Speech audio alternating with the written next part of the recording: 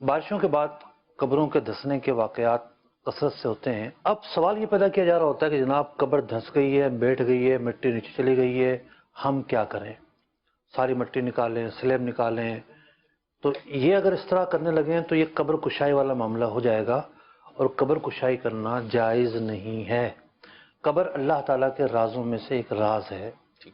قبر کے اندر کیا ہے اس کو راز رکھنا ہی ہم پر واجب ہے، ہم پر لازم ہے۔ ڈیفرنٹ صورتحال ہوتی ہے مختلف قبروں کی۔ کسی کی مثال کے طور پر ایک سلیب گر گئی ہے، باقی ہیں، ہاتھ سے پکڑ کے نکالے جا سکتے تو نکال لیں گے، لیکن جو زیادہ تر کیسز آ رہے ہیں وہ یہ آ رہے ہیں کہ پوری قبر ہی بیٹھ گئی ہے، یا آدھی بیٹھی ہے تو اس طرح بیٹھی ہے کہ اب وہ ساری قبر کشائی ہوگی بالکل اور کفن تک نظر آ جائے، تو ایسی صورتحال پر تو عمل کرنا جائز نہیں ہے کہ آپ قبر کشائی کریں اور کفن نظر آئے اور قبر کے احوال پتہ چلیں، اس پر عمل کرنا جائز نہیں ہے۔ بلکہ حکم یہ ہے اگر قبر بیٹھ گئی ہے اس پر مزید مٹی ڈال دی جائے گی، تاکہ قبر کا جو پردہ ہے وہ پردہ ہی رہے، ہم اسے کھولیں گے نہیں، قبر کشائی نہیں کریں گے، اس پر مٹی ڈال کر جو کوہان جتنا بنتا ہے مصنوع طریقے سے وہ کوہان بنا دیا جائے گا۔ بات یہ ہے کہ قبر کا نشان رہنا باقی ہے، اور دین اسلام کو یہ مطلوب ہے۔ قبر پر جب قبر کا نشان باقی رہے گا تو ورثہ آئیں گے، آ کر جو ہے وہ فاتحہ پڑھیں گے، ان کا حق ہے کہ قبر کا نشان باقی رہے۔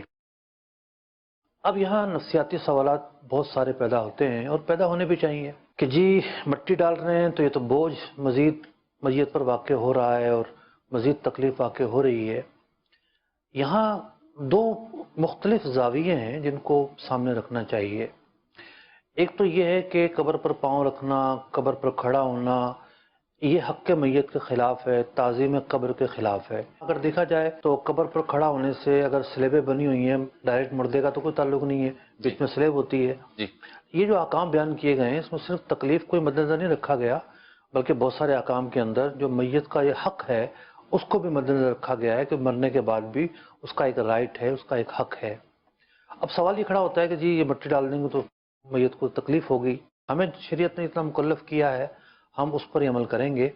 اور اب مٹی جا رہی ہے، عقل تو یہ کہتی ہے تکلیف پہنچنی چاہیے، لیکن یہ اللہ تعالیٰ کے بنائے ہوئے نظام ہیں، اللہ تعالیٰ حکمتیں بہتر جانتا ہے۔ جتنا ہمیں حکم دیا گیا ہے، جتنی ہماری باؤنڈریز ہیں، ہم ان باؤنڈریز کے گرد ہی رہیں گے، اس سے نہیں نکلیں گے۔